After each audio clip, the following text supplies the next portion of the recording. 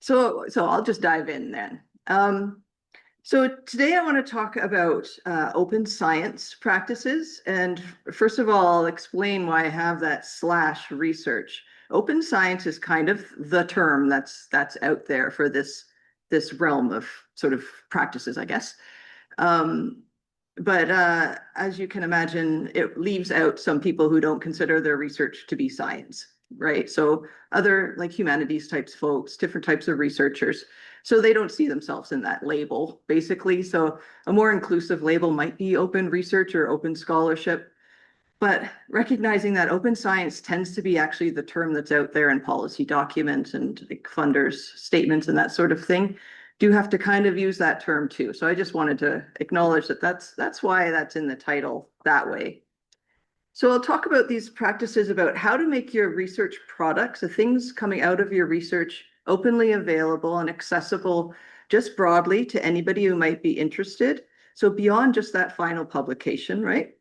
So all throughout the research life cycle, and practical strategies for how you can do this. And this is kind of going to be a bit high level because maybe you're not at that point right now to be sharing these products, but you might be just interested in the future as a researcher and what you might be wanting to do. And that's a great strategy to start with, just understanding what's out there and the tools that can help you with this. So my name's Dee Dee. I'm an open scholarship librarian, so I specialize in open practices, specifically the publishing side of it. So I spend most of my time on helping researchers make their articles, the final publications, open access. And I could spend a whole session just on that. And there's another session later on in July that I'll be talking about that with my colleague Kate, who's the copyright coordinator on campus. So we'll talk about publishing specifically in your copyright as authors. But for this session today, I'll be more high level about all the different outcomes or outputs, I guess, from your research. So not just the publication. And my colleague Kevin Reed this is his jam. Usually he likes to do this session. He's away right now on sabbatical, so he's kindly shared his slides that I've adapted for today. So I just wanted to acknowledge that. He did this session a couple of years ago, or 3 years ago, I guess. And there's a YouTube recording if you'd like to watch his version of it. It'll be pretty similar, but he has his own style, of course. And before we get started, I wanted to acknowledge, of course, that we are on Treaty 6 territory in the homeland of the Métis. We pay our respects to First Nations and Métis ancestors of this place and reaffirm our relationship to one another. I found this lovely picture of the river online. So before we get started here, I just want to check in with everybody. This is the interactive portion, so get your phones ready. I want to know what you think about when you see the word or hear the word open, okay? So you can see that the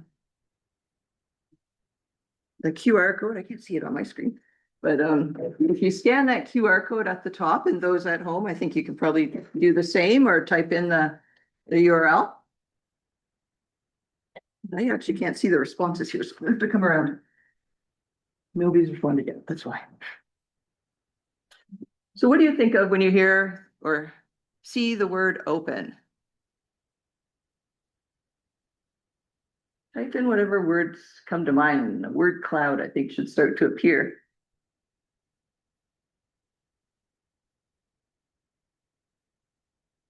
Yeah, accessible.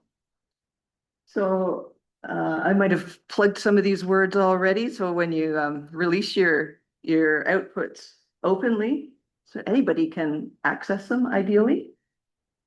Adaptable, depending on what the license you put on it. So you can put something like a Creative Commons license. You might have seen those, and that tells the user, if they find your work, what they can do. And sometimes you don't want it adapted, and you can make that no derivatives, it's called.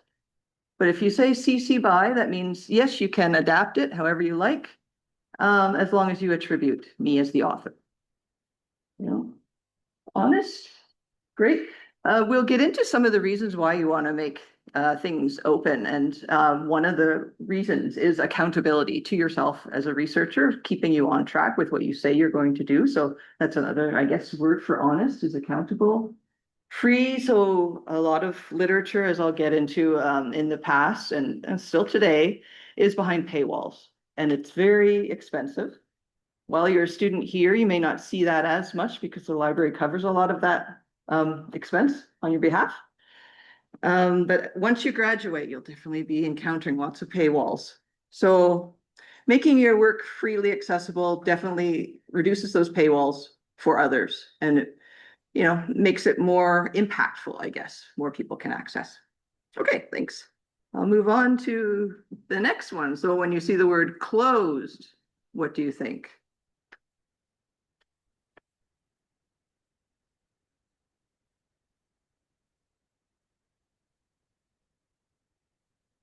Restrictive, right? So things are either behind a paywall or you just can't find them at all. They're not accessible at all. So they're restricted, and yeah, it's maybe exclusive to a certain group of people that can afford to buy them or that have, the passwords that are in a particular lab group or whatever, hidden, copyrighted. So things that are open are still under copyright. As the creator or the author of the work automatically has the copyright to those things, even if they're openly accessible. So that's a good thing to remember. But you can make them more usable by putting a Creative Commons license on it, for example.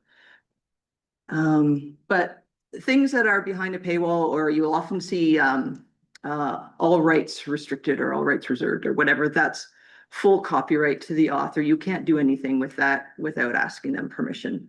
So that's the other actually good thing about the Creative Commons licenses. Once you put them on, then you're not constantly asked by people, can I use your whatever in my work? They know just by looking at that license that yes, you've already preemptively given them permission. So this is another plug maybe for my session and Kate's session in July, because we'll talk a lot about this sort of thing in more detail. Okay, restrictive, exclusive, yep. Great. Thanks for participating in that. Okay, so for today, these are the things I'm hoping that you'll be able to take away. And it's kind of like a rough outline of the things I'll talk about too. And I'm pretty informal and we're a small group, so please ask questions at any point. If or something's not clear, please stop me and ask. So we talked to, maybe I've hinted a little bit at the limitations of the closed science practices, sort of the more conventional, typical practices that are still around now. We're slowly changing over to some more open science practices. But I hope to convince you that there's a lot of benefits to taking these sorts of practices up, especially as new researchers. If you can get it into your habits from the start, it's harder once you're set in your ways, as some of your older colleagues might be, to change. And so that's one of our challenges, to change the system, because it's very cultural. We have the technology to do this. It's just that there's some other barriers, which we'll talk about. So then I'll talk about some open science methods in each part of the research life cycle, and like what you might want to think about at each of those stages. And then, yeah, some of these obstacles that I mentioned. Okay. So when we talk about open, it has really mushroomed, I don't know, exploded. There's lots of areas of open now.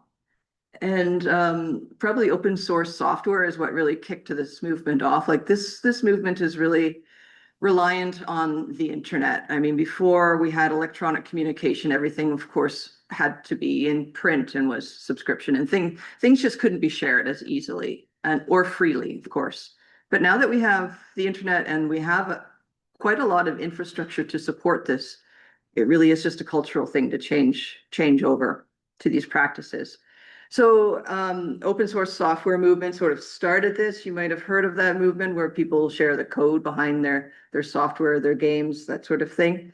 And put in like one of those early versions of an open license on, so not necessarily Creative Commons, but there's other licenses like that. But then now there's all sorts of other open practices. You might have heard of open educational resources like open textbooks. So there's that on the education side. And then on the research side, we have, open science, what we're going to talk about today. Open data, which is probably another part of open science, I would say. So you can release the data underlying your research as well. Open access is what I specialize in. That's mainly looking at the publications that result and making them openly available, which is a big and complicated process. And I have citizen science kind of off to the side because it's kind of an adjacent movement, not necessarily open, but really reliant on a lot of open practices for it to work. And so citizen science, if you are maybe not aware, is just involving the community in your research. And there's a lot of enthusiastic people in the public, amateur enthusiasts for all sorts of different areas that you can mobilize to help you with your research. And certainly, if they are participating in the research, it makes sense to release your results for them to look at too. So this is the research life cycle, a really simplified version that probably covers most disciplines, I hope, and that I'll sort of walk through today a couple of times. So the yellow part at the top, the idea, is where the very beginning of your research, you ask a question. You review the existing research or literature in the area. You don't want to duplicate what's already been done, of course. You develop your hypothesis. So it's that beginning area, and there's things you can do in that area to make that part open as well. And then the methods, of course, you're developing whatever the instrument or experiment might be to test this hypothesis, to gather your data, identify the subjects or participants or samples that you want to collect, whatever it is. And then, of course, then you do that. You enact your method, you collect that data. You analyze it, however that is. You might want to develop some kind of software or code or whatever to analyze. So you develop a plan or you use some kind of statistical software. And then, of course, the green at the end is the final publication. There's more there. You want to maybe communicate at a conference or however else. So these are the areas that we'll go through today and talk about, like, what the open science practices might be at each of those sections or stop points along the route. Okay. All right. So what the goal of open science is transparency at each of these sections along the research life cycle. So you're transparent about what you're doing, and there's lots of good reasons for this, which we'll get into. So if that's what we're aiming for, if that's the goal, what's going on right now if we're not doing that? So I want to talk, like, right now, sort of what the current or conventional practice is, which is mostly closed right now. And so this is what the closed looks like. So all those earlier parts of the research life cycle are sort of hidden. Like, some of our words were like restricted, hidden, like exclusive access for certain people. And really, mostly what we have access to, if we're not involved in the research, is just that final publication that comes out, right? So there's all these other things that we could maybe derive from that publication. We can see some of the methods described maybe, and see, like, maybe there's a supplemental section or something, so we can see some of the data, and the analysis, of course, will be described. But we might not get the full picture, of course, and this is for lots of reasons. I mean, like, there's page limits or word counts or whatever on a lot of journals, and people tend not to go into a whole lot of detail in the methods or analysis. Maybe they might not do that in the journal article itself. So again, there's lots of things that you're probably not picking up on at the final article, right? And so I hope you're getting the picture that, are you aware of the iceberg analogy? I guess, I don't know if that looks like an iceberg or a mountain right now, but that's an iceberg. So there's the water and then the iceberg on top, and then most of the bulk of the iceberg is actually below the surface. So that publication is just the tip of the iceberg. So there's all this other information that's underlying the publication that we're not getting access to, basically. And so it's hidden, right? There's another problem here too. So you may say, well, we have the publication, that's pretty good. But even in that area, lots of publications are behind paywalls. This is the more conventional subscription model of journals. And so, as you can see, only a small exclusive group of people that are maybe affiliated with a large institution in the global north that can afford all of these subscriptions. So I could spend a lot of time talking about like the amount of money the library spends on these sorts of subscriptions. It is big business, okay? And so that's why other areas of the world, less well-funded institutions, low-income countries, those researchers and students just don't have access. And so that's an equity issue as well. Let me talk a little bit more about that. And I promise not to get carried away because I could talk about this for a long time. But the problem here is that the university gets money coming in from primarily the province for operational funds and also grant money, and that's mostly federal funds. And then there's some also like charity and corporations that fund research as well. So we're getting all this money coming into the university. One other source of income, what do you think of that is? Tuition, right? So from you guys as well. So we're getting some tuition from the students. So that's all coming into the university and pays faculty salaries. It's operational for the buildings and staff salaries, etc. So faculty do their research as well as teach based on this faculty salary and the grant funding coming in to help them support their research. So that's sort of the money flowing in. And the problem with the system is that the faculty sort of give away their articles to these journals freely. And this is tradition. It's in the past, scholarly societies ran these journals as a sort of a way to communicate with the members of their society. It wasn't a business, right? It was a communication effort amongst society members. And since basically around right after the Second World War, I guess there was lots more funding into science from federal governments around the world. And so lots more scientists working, more grant funds coming in, lots more output of research. And the societies just couldn't handle all of that volume in their small journals anymore. And commercial publishers saw the the revenue potential, and they were correct. There's a big revenue here because the traditional system of those researchers giving away their articles for free to the journal continued. And so the journals are receiving all this content for free. The other thing that they're receiving for free is the peer review. So you've probably heard of peer review system. So other experts review these articles, and that's also free. So it, again, tradition. And the researchers themselves see this as a contribution to their community. Other people have reviewed their papers, and it's sort of a contributing. But what it's actually doing is giving commercial publishers a lot of content and expert evaluation free, which no other company I can think of has that sort of free resources and expert advice for free. So that's how these commercial publishers have able to make such big profit margins and have such control, okay, over the literature. And that's why a lot of these things are still behind paywalls. Even for us, we can't access everything, even though we're, particularly well-funded in, relatively speaking, globally institution. Not even Harvard can afford all of these subscriptions because there's just tens of thousands of journals nowadays, and a lot of them are subscriptions still. But they're changing over to open access. With another problem is developing from there.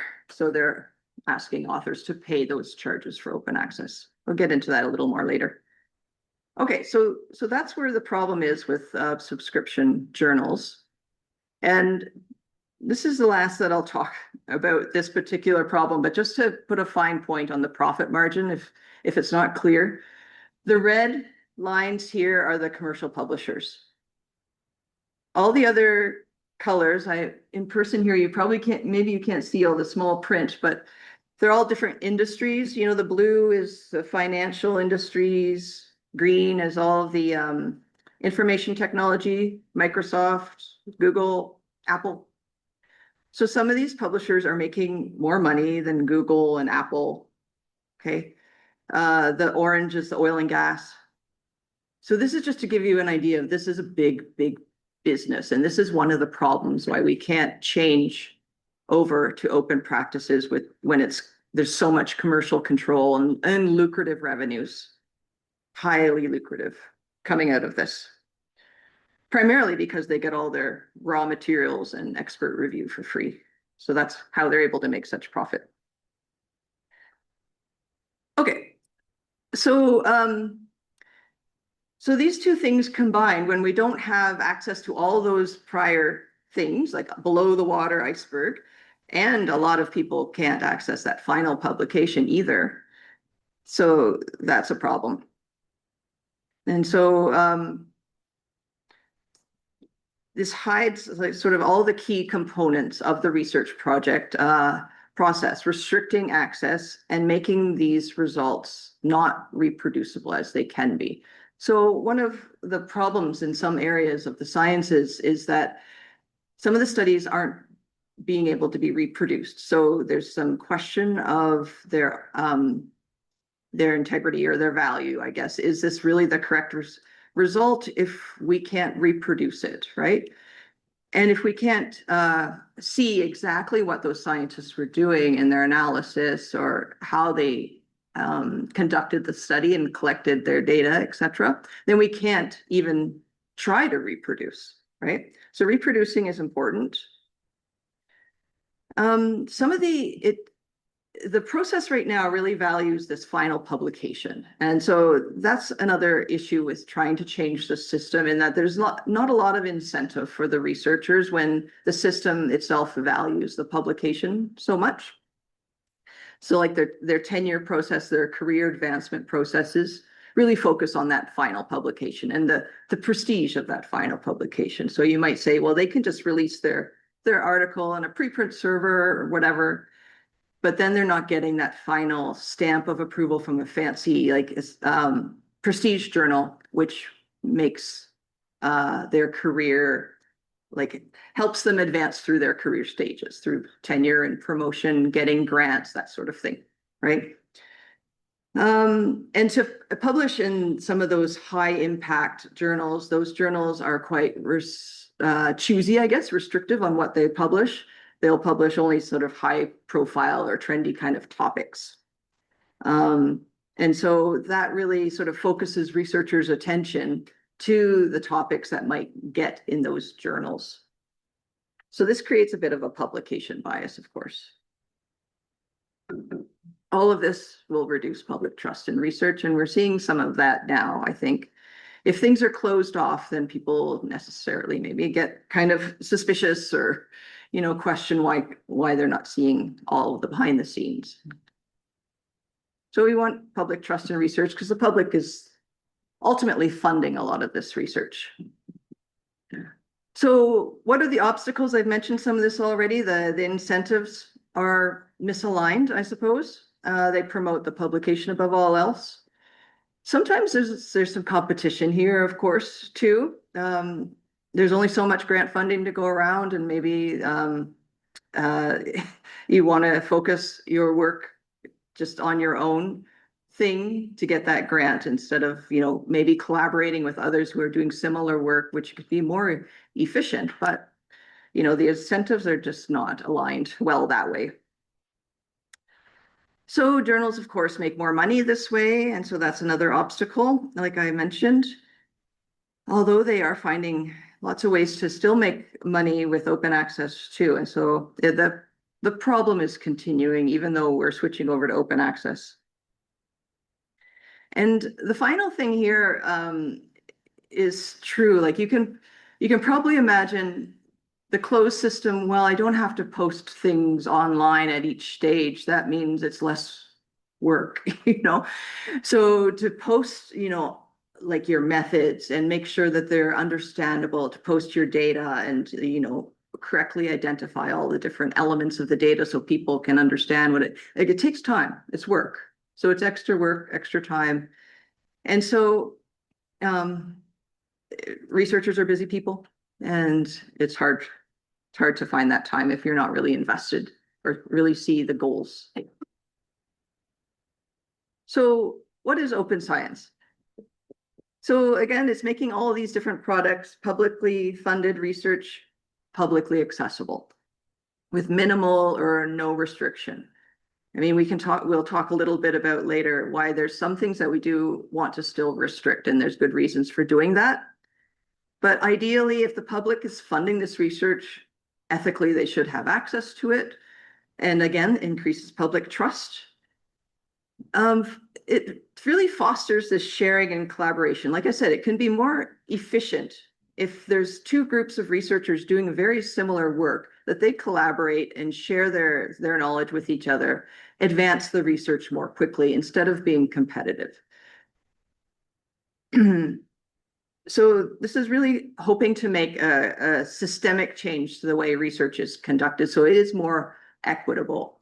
So more people have access, can participate, more perspectives can be shared. Okay, so we have that publication, and then we have everything below the surface of the water, that whole iceberg analogy. So all these different things can be potentially shared. Okay, so how do we actually do this? So this is where I want to talk about all the different stages. And before you even begin, you might want to think to yourself, this is what I plan to do. This is my goal. How am I going to do this? And make a real strong sort of objective and think about it throughout the process as well. I want to share things with others. How can I hold myself accountable? So I've made these sort of decisions about what I'm going to do, what my analysis is going to be. I'm going to share that publicly, and then I'm going to hold myself accountable to that, right? It's a way of increasing the integrity of your research. Make sure that when you share things, it's understandable to everybody, because maybe you and your research group understand it clearly, but if really you want others to reproduce the experiment and solidify sort of the evidence, they need to understand what you've done. And just accessible to everybody, of course. So we go back to this cycle that we briefly went through. So at the idea stage, there's this idea of pre-registering your project. This is more popular at in certain disciplines than others, not always done, but this is important to eliminate bias and create that accountability. So it establishes that early stage of reproducibility in your topic, right? It also allows people to see what you're planning. So if you have a community of people, like a disciplinary community, and you say to them, if you have a way of communicating, I'm starting this project, here's a link to my protocol, my pre-registration, go and have a look, and maybe you'll find collaborators.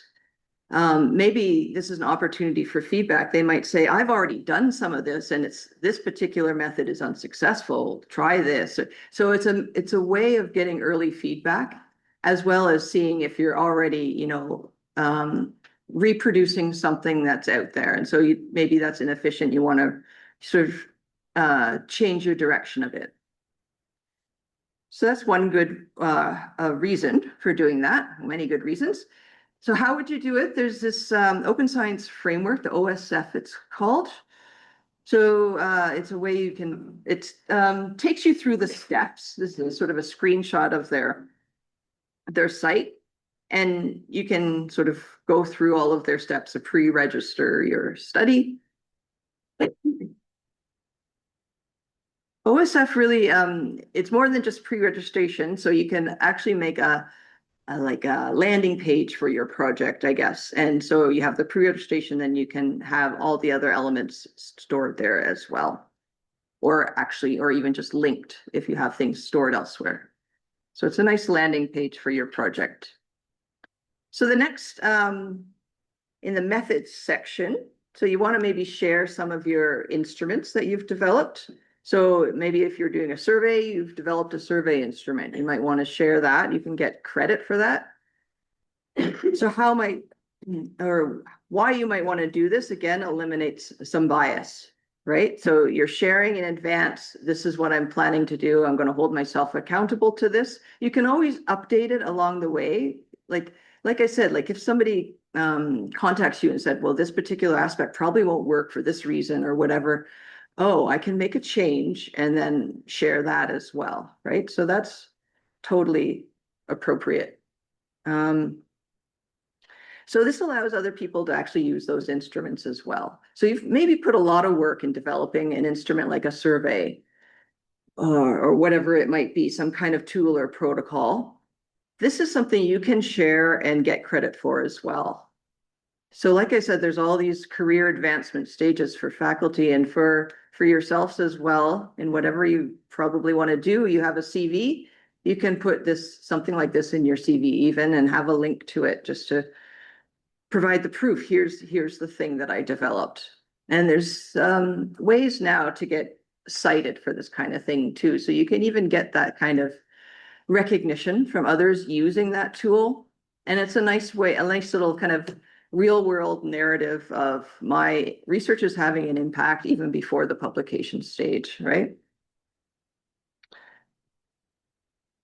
Okay, another example of an infrastructure tool here that will help you share methods and tools. I mean, this goes in the opposite direction too. So if you're just looking around for a tool to use, you can hopefully find something that other people have shared in advance and save yourself some time. And then you can credit them. So again, it's a more efficient way of working. Okay, so the data collection stage. Once you've collected this data, and if you want to share it, if you're able to share it, again, good reasons why some data shouldn't be shared, but you do want to make sure it's understandable to others. So the way you can do this is through a data dictionary or like just really like I don't know, a table of contents kind of thing, like a README file, whatever it is to make that particular piece of data understandable to others so it can be reused. So a lot of big data sets out there that I'm aware of that people have been using for multiple different projects, asking different kinds of questions from this one data set. And if that original research group shares it, then they just keep getting that recognition and citing from others. So your data then really completes the picture of your research project. And it's a significant amount of work for some projects, just collecting this data. So sometimes there's actually a lot of journals now that are just data journals even. So your data set is the output. And maybe you have like a preliminary blurb describing what it is, how it can be used potentially, and then of course the data itself.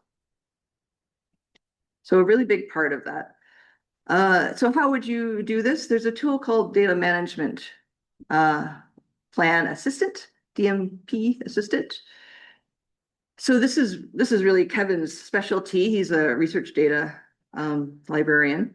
So when he comes back in July, if you have lots of questions about this, you can certainly contact him because he's really excited about this topic as well.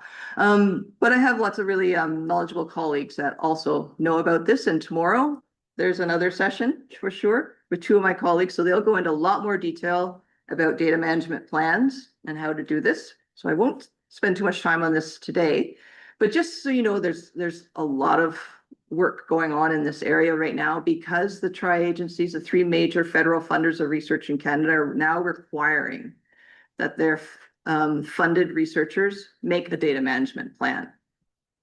So if you're funded by NSERC, SSHRC, CIHR, you need to make a data management plan now. And soon you will need to make the data open as well. So there's policies that are driving some of this open science practice as well. And so that's why you're seeing lots of movement in this particular area as well. So when you're making your data open, there's a few things to think about. And so there's a nice little acronym here to help you remember the main things to think about. How can you make your data findable? So it's one thing to make it open, but if nobody can find it, it's kind of not very open, right? It's not visible. So if you put it in a findable location. There's lots of data repositories out there now. We have a national level one that you can use. We call it FERDR. Anyway, I have a slide later about that. So you want to make it findable in one of these well-known, big, established data repositories if possible. I mean, the other way to make it findable is if you do have like a landing site for your project, like in the Open Science Framework, you can have a link to wherever you've stored that data if it's accessible. And so the next A, accessible. So things can be posted online but not accessible, sort of behind those sort of password barriers or paywall barriers. As much as possible, we want to make it accessible because it's one thing to be online, but if nobody can access it, then what's the point? If it can only be accessed by your team. Interoperable. So as much as possible, make it useful to different software programs. If it's some kind of data that can be plugged into whatever the software is, try as much as possible to make it interoperable. Not like in a PDF document or something, but if that's all that is acceptable or useful for you, that's fine too. Reusable, of course. This is a nice place to put that, one of those Creative Commons licenses. And often wherever you post the data in a repository, it will prompt you to add one of these licenses, and we'll talk you through the process to understand. So think about those 4 things. And then the analysis part, of course, you want to be transparent about what you're doing with the data and how you're coming about your results, I guess. So again, this holds you accountable. So if you post online in your Open Science Framework, I guess maybe somewhere, your analysis plan, this will hold you accountable so that you're not maybe consciously or unconsciously manipulating the data. Unfortunately, this sometimes happens. Like I said, there's these prestige journals out there that people need to get published in for their career advancement. They only publish really high profile or really impactful results. It gives that kind of incentive to people to maybe make their results seem a lot more exciting than they maybe are. So this can be an unconscious thing or conscious, So that's what the P hacking is kind of getting at. I think that's more of a psychology thing. You're looking at maybe manipulating the data to make it more, I don't know, impactful. So that will, if you have your analysis plan out there, then that will hold you accountable to what the plan is and not adjusting it just to get the best results, the most significant results. That's the word I was looking for. Okay, and again, provides clear instructions for somebody on how you did this so they could, again, recreate the plan and support your evidence too. And anything that you've developed, of course. So we talked about the survey instruments and different things before for collecting the data, but if you've developed some code or some kind of software to analyze the data, that's another thing you could share that could also get reused by somebody else. So again, progressing science, so somebody doesn't else have to recreate that sort of analysis program, but also I think it sort of helps you too, where you can get the recognition in that area too. Okay, so here's an article that talks about some of this that you can maybe have a look at. So I've shared like this slide so you can follow all these links and have a look at some of these things I've shared.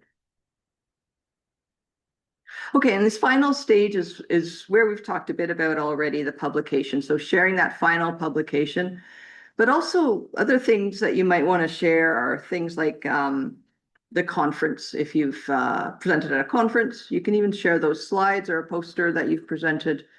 There's ways to do this in repositories as well. Okay, or the preprint of the publication.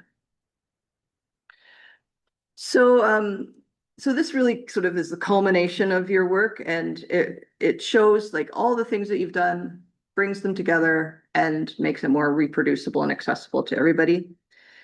Even if what you've found might not be an exciting result, right? Maybe you can't get it published in a journal because they're looking for things that are novel. There are journals out there, like PLOS One is the one that comes to mind, that these mega journals, they call them, that as long as the science behind the research is sound, they're not going to assess the research on its novelness or its, high excite factor or whatever. And so this is what we're talking about here is the file drawer problem. Again, another psychology term, I think, but when they find results maybe in psychology that aren't significant, they might just file them away and not even try to publish them. And so this sort of distorts the literature. So if only things that are getting published are sort of novel, exciting things, that sort of skews the literature to that. And you think, oh, then this novel results or the null results don't exist or whatever. And so this is a problem, the publication bias problem. Well, it's often those results and those studies that lead to those bigger impactful research studies, right? But there's those smaller stepping stones that if nobody can find those, if nobody's seeing those in journals or published, they may not, you stand on the shoulders of giants, right? And so it's without those results being available and published and seen, you might not actually get to that big novel result. Exactly. Yeah. It obscures all these small steps, like you say, that contribute to that larger result, maybe.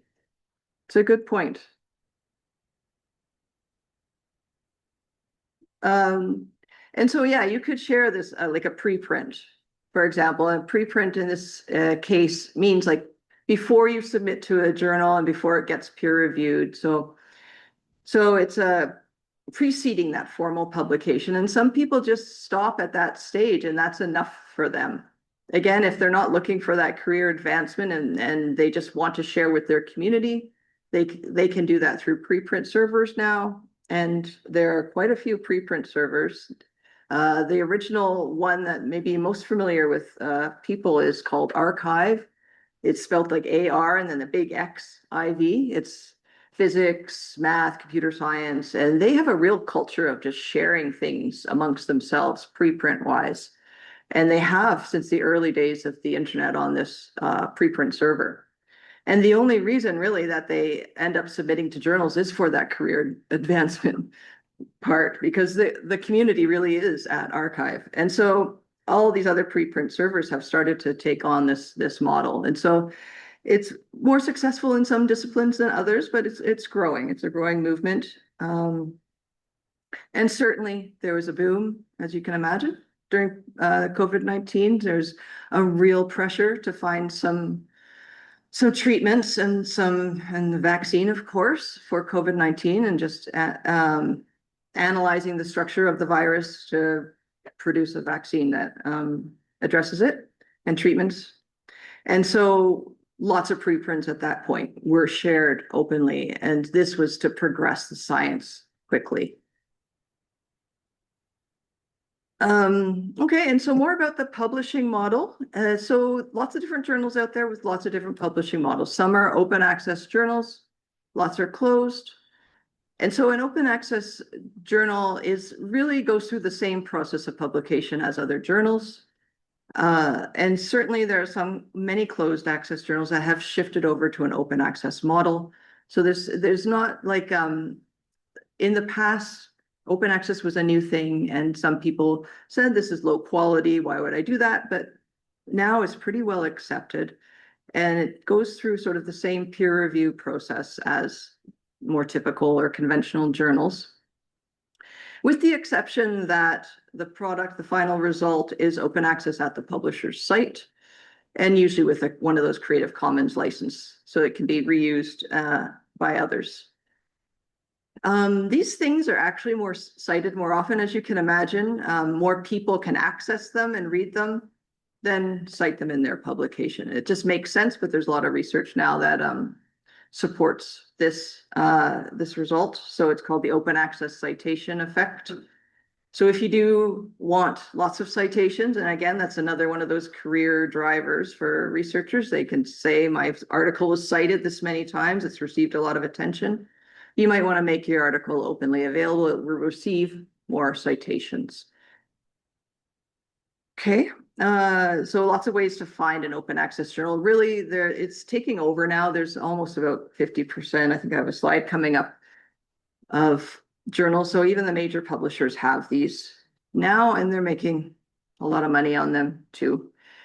But there are some scam journals out there, as you can imagine, if there's an author pays model. So journals do need to support themselves somehow. There are legitimate processes and infrastructure that need to be supported. And so they do need to have income. And one of the ways to get income is if they're not getting it from a subscriber like a library, then is to get it from an author. So there's author article processing charges or author charges for these journals sometimes. It's just one model. Not all journals have that. And so this is why there's been some scam journals that have started to arise. They're called predatory journals, and they're really just there to collect that article charge, and they don't do any peer review, that sort of thing. So there was a need to make a directory of reputable open access journals. That's what this is, the directory of open access journals. Anything that's listed in here has gone through a rigorous assessment process, so you can be assured that it's reputable and not one of these scam things. Okay. And so again, this makes it more available for lots of different readers. And this is more information about that citation advantage that I mentioned. So you can go and have a look at this article if you're interested. 18% more citations than the average subscription article. Okay, and this is the further that I mentioned as well. I knew I had a slide in here. So Federated Research Data Repository. This is the national repository for Canada. It's free to deposit in there if you want to put your data in there. This is where we encourage people, if they have a big data set, you can go there. And Ruby and Sue will talk about that a lot tomorrow in the session if you're going to attend. Okay, and so I've mentioned a couple times not everything should be open, of course. So this is from the UNESCO recommendation on open science.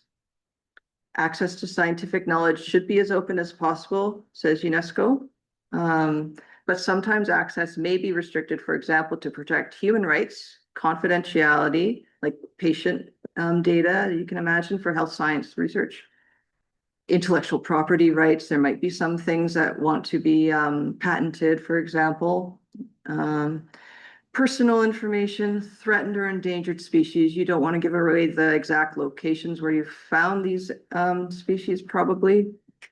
And what we think a lot about nowadays is the sacred and secret Indigenous knowledge. Of course, that's knowledge for those communities to determine what to do with, not for the researcher necessarily.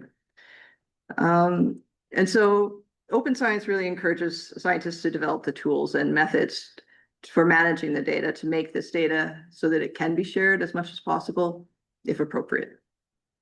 So there are some methods and things you can think through. Here's a couple of options. So the OCAP is created by the Indigenous researchers and communities.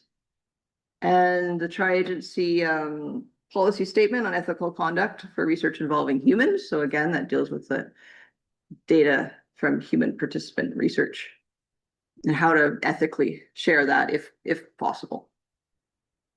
Okay, and again, I'll plug this open science framework because that's the tool that I initially talked about, where you can pre-register your project, but you can also post your final results and different things there, or even just link to them if they're posted somewhere else in a data repository. So that's a nice place to sort of gather everything. Okay, so what are the benefits? So here we have another participation to end out.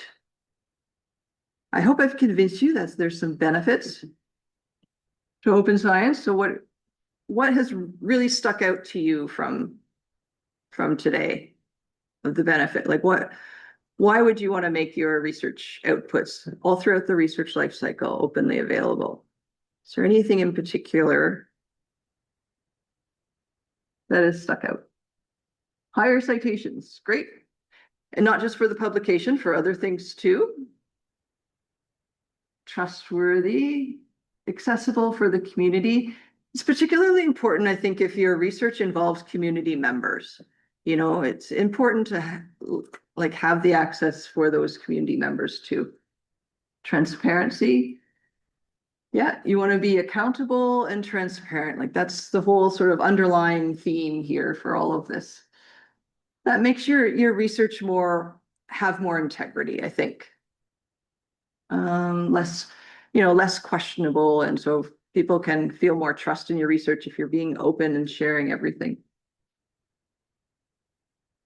Further development of research. This is what appeals to me the most. I think it can, like we saw in COVID-19, we can really progress the research rapidly if we share amongst ourselves instead of hiding things. And so it's more efficient for the funds that are invested in the research as well. Removal of publishers profiting off restricting science. Yeah, this is my advocacy angle too. I think our money can be a lot better spent than going into these high profit margins of publishers. So much of that money could be reinvested in research. Certainly, I don't want to, down all publishers. There's a lot of good publishers out there that are trying to do the right thing, and certainly their services are valuable. But I think there's a lot of profit manipulation going on too. Reduction in unnecessary repeated work. Exactly, it's more efficient, I think. Don't recreate the wheel each time. Build on it, and you'll be more efficient. Okay, I think we move on. Almost done now. So the benefits, like we've talked about, improves the quality, integrity of science, reduces the bias, increases transparency, reproducibility, reuse of the work. More potential for more perspectives, I think, to be included. If you include more perspectives, more diversity and inclusivity in these groups, then hopefully the science is better too. Okay, like we talked about, more progress speeds the progress of science, like we saw in COVID-19 pandemic. The vaccines were developed at an amazing rate because the results of the analyses of the virus were shared. Avoids that duplication, so it's more efficient, like somebody said, and reduces the long wait times. In the past, this was a big issue. These wait times are reducing, but they still can be long. So it's nice to have that preprint out there if it's something that's really important research that could be put into practice right away. Have that preprint out there, and then it can still go through the process of peer review in a journal. But in the meantime, it can also be built upon as well. Okay, more impact, of course, and encourages more collaboration and public engagement, opportunities to collaborate and encourage more people of different perspectives to participate. I think is great opportunity. Builds that accountability and trust. So, like I mentioned, this is a great example, just what's happened just recently in the last 5 years about how COVID-19 research was conducted. And just recently, there is a paper that looked at all of the articles that came out from COVID-19. So then I highlighted a part here in the abstract. The findings indicate a strong correlation between open access publishing. Over 80% of those pandemic-related publications were freely accessible and accelerated scientific progress. So even reflecting back on how this went, there was seen to be acceleration in the progress of science just from making the articles open access. Okay. I'm getting close to the end. So I just wanted to say this last couple things about some examples you might want to look into. This is quite a well-known research group in Canada. More than 800 or 600 faculty or whatever participate in this neurological institute, and they've adopted open science. So they're one of the examples that we point to for success in this way. And certainly there's policy for this as well. We have a national roadmap for open science, and there's the Tri-Agency has a policy to make publications openly available as well. And UNESCO, like I mentioned earlier, has a recommendation for open science. So governments and globally are supporting this. And so it is moving towards this is going to be required in the future. So good for you to know about at an early stage in your career. And so in summary, this really is about transparency throughout the research life cycle. Peer review can happen at any of these stages, and you get that feedback basically, and access. Anybody can access it. And this slide is sort of to emphasize that you can also, as the reader or user, benefit from this too. So you can find those examples of like a data set that you could use yourself to conduct a piece of research on, or a piece of code or survey instrument or whatever it is. So you can benefit as well as a researcher. So like I mentioned, a couple other sessions that are relevant to this particular topic. So tomorrow, research data, managing your research data with a couple of my colleagues. And then in July, Kate and I will talk a bit more specifically about publishing and the copyright that you want to think of as an author. So some resources you might want to follow up on, and we have a couple minutes left for questions. A couple people online. So any thoughts or questions about all of this? A lot of information. I hope you can follow up in the slides to any of these links and look some more at some of the tools yourself or some of the articles I linked to. Yeah, thanks, Didi. I really appreciated the linking everything back to that sort of research cycle, or the different stages of the research cycle, to sort of say at any of these stages, there are advantages for you as the creator of, like you say, tools or data sets or those kind of things, but also advantages for you as a researcher who's looking for a good data set or a good tool or a good piece to use.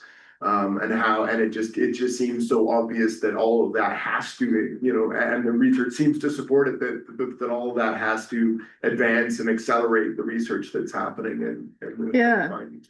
So it's great. Yeah, question. Yeah, I also agree with that. It's great to see that slides contain the tools that we need in every stage of the process. I'd like to see more of that as well in the future implementation, just to do that. I was wondering though, like what percentage or which links are free and what need subscription as well? So I think everything is free. I don't know that I would have included anything with a. I don't think I included anything with the subscription. Good point, though. No, I would have said I wouldn't. I don't think I would have. I can't think of anything that's subscription here. But yeah, all of those tools that I directed you to, and even the articles, everything are freely accessible. So if you follow those links, you should be able to access. I mean, you might need to register for an account, like for the Open Science Framework and some of those other tools. I mean, they're infrastructure tools, and there might be like a free version, like a basic version that you can start with. And then if there's more, I don't know, a complex version or something with more features, that might require a subscription. It will depend on the tool for sure. But certainly the basic versions will be free.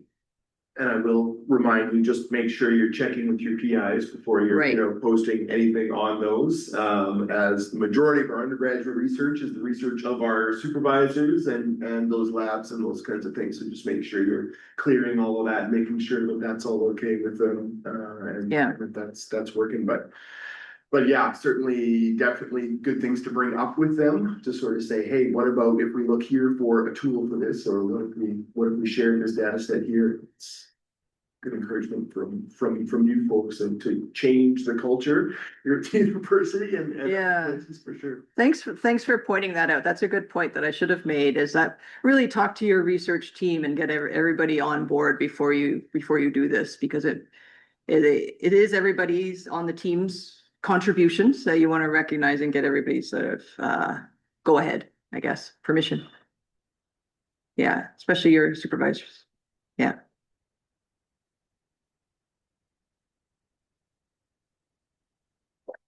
Any other